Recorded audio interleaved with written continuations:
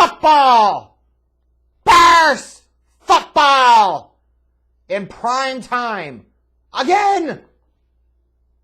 Who's the rocket scientist, the brain surgeon, in the NFL offices, in the scheduling department, that continues to persist and insist on this dumb dickery? Why, oh why, in the bluest of blue fucks, would you put this Chicago Bears team, led by noontime Nagy, in prime time? Maybe you're going to point to the size of the market and the fan base for the Bears. Maybe you're going to say they generate decent ratings. Blah, blah, blah. Maybe those things are true. But why should America have to suffer through this? Why would you intentionally sabotage your own product by putting the Bears not only in prime time led by noontime Nagy, but in prime time led by noontime Nagy against their daddy, Aaron Rodgers, and the Green Bay Packers? I mean, how do you think this is going to go?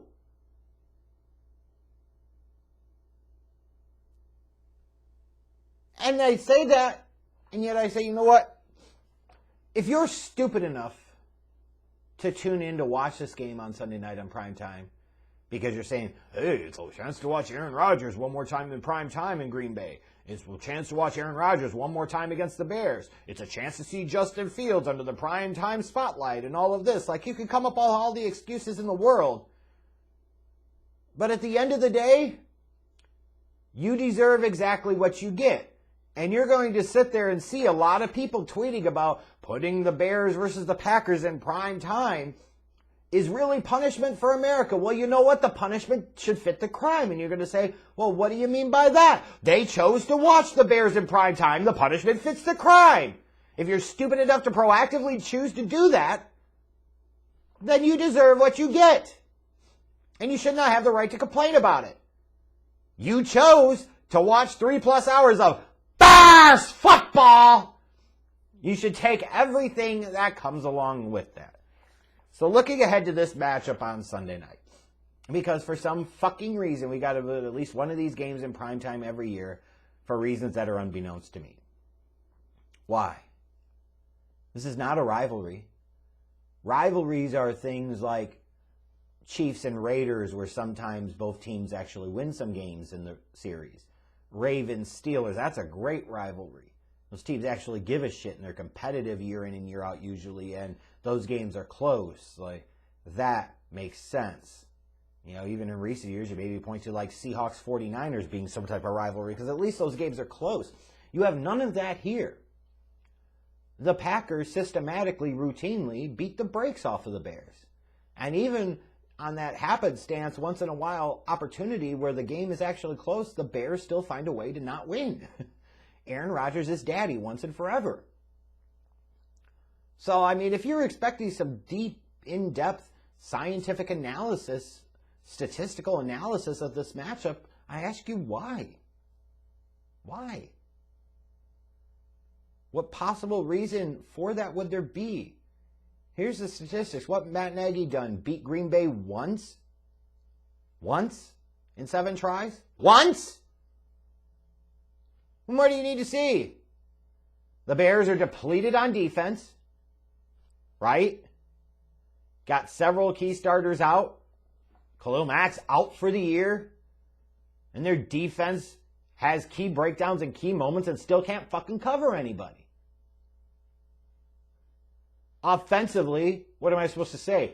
Certainly I'm more excited about Justin Fields starting on Sunday night. That's something to be very thankful for. That's something to be at least a little more excited about. But that excitement is very timid.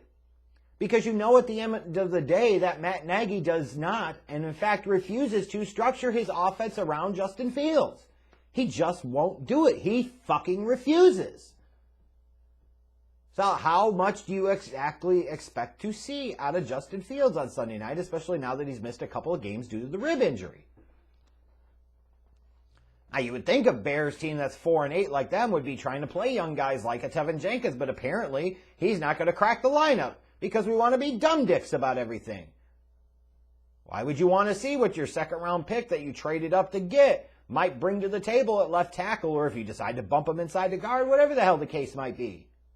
Why would you want to see if you've solved your offensive line issues, at least in part on the outside with Jenkins and Borum, and see if you've got two lower cost options there for the next several years they could really count on? Why would you want to do that? What logic does that say? You come into this game and the Packers are 9-3, a legit threat for the top seed in the NFC. I mean, obviously the NFC North's a complete and total wrap. The Bears are 5 games behind with 5 to play. The only threat in that division to the Packers is the Vikings, and the Vikings are 4 games behind right now. They're at 7 losses. The Bears are at 8. Yet again, the Green Bay Packers are the standard bearers of this division yet again. So for Green Bay, it's one of these things where you could say, well, they might run the risk of this being a trap game and not taking the Bears seriously. No, usually this is their get-right game. And at some point in time, even if they do take the Bears lightly, which they usually do, I think they did it earlier this year because they didn't play very well against them. But when it came to nut-cutting time, the Packers know that they've got this team's number. They know they own them, and that's that. What can you really say? Now, I will say this. The 12.5-point spread surprises me a little bit. Do I hope the Packers squash the Bears by 35 in primetime and embarrass this team and embarrass Matt Nagy to the point where there is no choice, no alternative, and they actually get fired before the end of the season and send Ryan Pace right fucking along with them? Yes. That's the ideal situation. Why delay the inevitable? If you know you're going to do it, just do it now. You could get a head start on the process for next year, which is what you should be doing anyways. But I do look at this matchup and I say, for a Packers team that's not nearly as explosive an offense as they have been in years past, that is, granted, better defensively and does a good job of running the football, I'm not so sure that 12.5-point spread is all that realistic. It may very well be, especially when you factor in the prime time element. That's true. But the Bears played them pretty close the last time. I could see a stupid situation where they play them kind of close this time. It could happen. But I think what a lot of Bears fans are trying to do at this point is they're just trying to get through the last 5 games of the season. They're just trying to ride out the string. They're stubbornly clinging to a hope that this Bears team could beat this Packers team. And even if for some unfucking godly, unbelievable reason they actually did, what is there to celebrate? It's too little, too goddamn late here. But I think even more Bears fans are looking forward to the notion of, well, thank God, this might be the last time the Bears ever have to play Aaron Rodgers, at least as a part of the Green Bay Packers. To which I say, be careful thinking like that. You don't know what the future holds. This is the same shit that you used to say about the Packers and Brett Favre. You couldn't wait for him to retire because you were tired of losing to his ass twice a year. And when they went to somebody else, in this case, this young kid named Aaron Rodgers, been sitting on the bench for 3 years, the Bears will have a chance to get some of those losses back. They'll get some revenge, and they'll get a bit of momentum going against the Packers every year.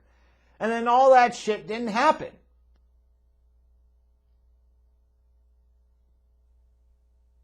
Now, you could think Jordan Love is going to be booty cheeks. You could think Jordan Love this. You could think Jordan Love that. But the reality is you still don't fully know. Be careful what you wish for here. Because you might not get what you think you're going to get. And even in still, like all of this focus on the Packers and thank God Aaron Rodgers is going to be gone. Who gives a shit? Like I always go back to Lovie Smith's introductory press conference in that offseason before the 2004 season. You know, after Ted Phillips and Jerry Ayatollah Angelo lowballed Jerry's good friend Nick Saban, so that way he didn't come to Chicago, and they went with the second option, which was Lovie Smith. Thank God they didn't choose Russ Grimm, I suppose. But when he said the number one goal of the program, number one goal is to beat Green Bay. No, it's not. The number one goal of the goddamn program is to win the fucking Super Bowl. Bears fans have their priorities all fucked up, as does this organization. They put so much of a weight and so much of a premium on beating the Packers, and it consistently doesn't happen. The definition of insanity is to do the same thing over and over and over goddamn again and expect the results to be any different. Yes, I would love nothing more than to beat those stupid, annoying-ass bandwagon cheesehead fans twice a year, every fucking year. But if it didn't happen, but the Bears were consistently winning that division and in the playoff race and in contention and a potential championship threat, then why do I give a shit? The Packers are just another team. And yes, that's the way it should be at this point. All this focusing on Aaron Rodgers and him being gone, like that opens up anything. What the fuck does that open up? What makes you think the Bears are poised and positioned to step through any potential door that may open? What makes you think that they're even the team that's most likely to usurp the Green Bay Packers and their consistent run of dominance in that damn division? What makes you think that a Minnesota or Detroit is a better position in the long term? What makes you think that Chicago is well positioned with anything? You've got as many questions as answers with Justin Fields. You have major holes in this roster, not nearly as much cap space as you think there is. You've got the potential of needing to find a new head coach in what I perceive to be a down year for the market, a new general manager. You wish it was a team president, but that's probably asking way too fucking much. Limited draft pick capital. Please tell me why you're so fucking optimistic about the future right now. Now, maybe you'll have enough factors that come through in the months to come that changes that opinion for you, or it changes the opinion in a more positive light for me. The worst thing about being a Bears fan right now is that you know they're playing meaningless football. They are. Now you could say, well, if they were tanking, that's meaningless football. No, because tanking potentially gets you to the top of the draft, and that's not always worthless football. But they're not contending for a championship. At this point, they're not even contending for a playoff spot, which in and of itself, just like last year, represent mediocrity. The Bears, this whole season, has been meaningless football. You know it, I know it, everybody knows it. And frankly, the players probably know it. The only thing that's not meaningless is if the Bears go out there Sunday night, maybe Fields plays well, but the defense gets shredded by Aaron Rodgers. He's the daddy one more time. And the Bears and the McCaskey family are embarrassed enough that they finally make the move. If this was what we needed to get Pace and Nagy out the fucking door, then so be it. Sometimes you got to go through pain to get a little bit of pleasure. Just wish it didn't have to come in such a sadomasochistic kind of way. But in terms of my prediction for this, I think the Packers might win by 9 or 10. I do think the 12.5 point spread is a little high. Even though we're talking about noontime Nagy and talking about the Packers and the traditional dominance of the Bears, I don't think the Packers are structured quite the same as in previous years. I think they're better suited as a playoff threat because of the way they're constructed now. But in terms of the pocket of the regular season here, I think the Bears could give them a little more problem than we might even be trying to give them credit for. I see some type of 24-15 or 24-16 type of victory for the Packers. So yeah, they're going to win. But it doesn't matter. It's all meaningless. Bears football!